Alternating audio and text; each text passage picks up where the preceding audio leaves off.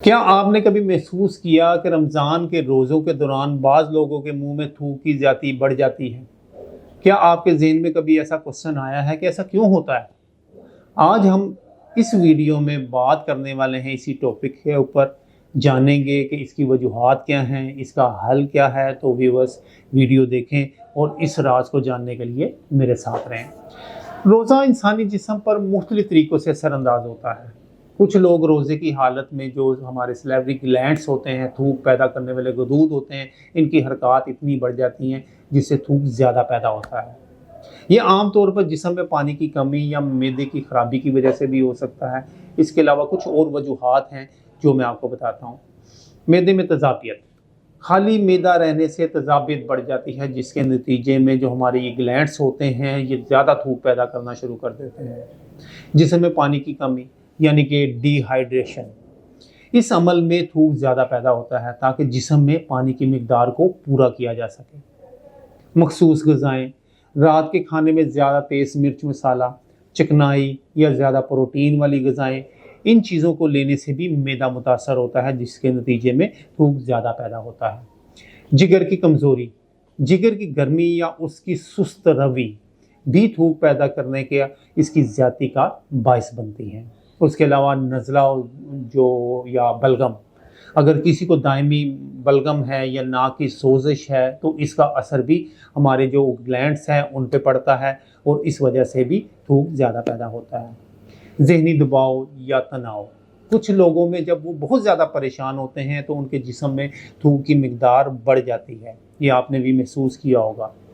इसके लिए आपको क्या एहतियाती तदाबीर करनी चाहिए अगर आप इस किस्म की रोज़े की हालत में इस प्रॉब्लम का शिकार हों, तो उसके लिए मैं कुछ सादा सी चीज़ें आपको बताता हूँ। सहरी में हल्की और जल्द हज़म होने वाली ग़िज़ाओं का इंतखाब किया करें, जैसे दलिया, खजूर, दही और इस किस्म की चीज़ें। और चाय, कॉफ़ी, मसालादार खानों से परहेज़ करें क्योंकि ये मैदे में तेज़ाबियत पैदा कर सकते हैं। इसके अलावा खाने के बाद ज़्यादा देर लेटने से गुरेज करें ताकि आपका मैदा जल्द जो आपने खाया हुआ है उसको हज़म करे। दिन के वक्त बार बार थूक निगलने की बजाय इसे थूक देना ज़्यादा बेहतर होता है ताकि मैदे पर ज़्यादा असर ना हो या मैदा इससे मुतासर ना हो। पानी ज़्यादा पिएं, लेकिन एक साथ पानी पीने की कोशिश ना करें, इसके बजाय वक्फे से पानी पिया करें। सौंफ और मिश्री का इस्तेमाल, रोज़ा खोलने के बाद या सहरी के टाइम सौंफ और मिश्री चबाने से आपका मैदा जो है वो दुरुस्त तरीके से काम करेगा और जो थूक पैदा करने की ज़्यादती हो रही है वो कम हो जाएगी। पुदीना और अजवाइन, पुदीने के पत्तों का काढ़ा बनाएं। इसको दिन में सुबह सहरी के टाइम या शाम के टाइम किसी टाइम में भी पी लें, इंशाल्लाह इससे भी आपको काफ़ी फ़र्क पड़ेगा। उसके अलावा आप सौंफ, अजवाइन और मिश्री का एक पाउडर बना सकते हैं। इसको भी सुबह शाम अगर आप यूज़ करते हैं नीम गर्म पानी के साथ तो इंशाल्लाह इससे भी आपको शफ़ा मिलेगी।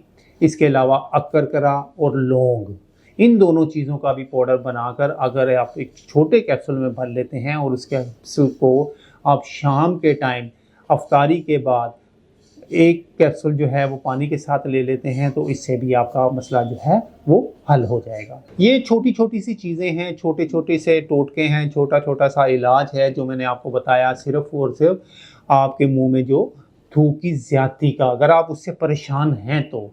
अगर नहीं परेशान तो कोई ऐसा इशू नहीं है, वो कोई बहुत ख़तरनाक या बहुत गलत चीज़ नहीं है। कुदरती तौर पर हमारा एक अमल है, उस चीज़ को ऐसे रहने दें।